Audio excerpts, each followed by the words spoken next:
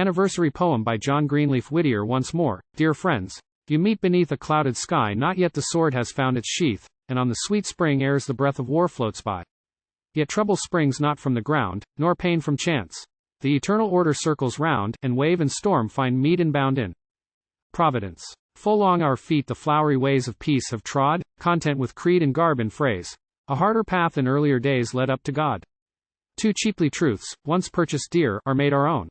Too long the world has smiled to hear our boast of full corn in the ear by others sown, to see us stir the martyr fires of long ago, and wrap our satisfied desires in the singed mantles that our sires have dropped below. But now the cross our worthies bore on us is laid. Professionĺs' quiet sleep is oĺer, and in the scale of truth once more our faith is weighed. The cry of innocent blood at last is calling down an answer in the whirlwind blast, the thunder and the shadow cast from heaven's dark frown. The land is red with judgments. Who stands guiltless forth? Have we been faithful as we knew, to God and to our brother true, to heaven and earth? How faint, through din of merchandise and count of gain, have seemed to us the captive's cries. How far away the tears and sighs of souls in pain. This day the fearful reckoning comes to each and all. We hear amidst our peaceful homes the summons of the conscript drums, the bugler's call. Our path is plain. The war net draws round us in vain, while, faithful to the higher cause, we keep our fealty to the laws through patient pain. The leveled gun, the battle brand, we may not take but, calmly loyal, we can stand and suffer with our suffering land for conscience's sake. Why ask for ease where all is pain? Shall we alone be left to add our gain to gain, when over Armageddon's plain the trump is blown?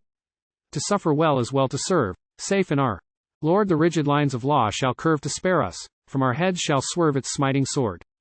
And light is mingled with the gloom, and joy with grief. Divinest compensations come, through thorns of judgment mercies bloom in sweet relief.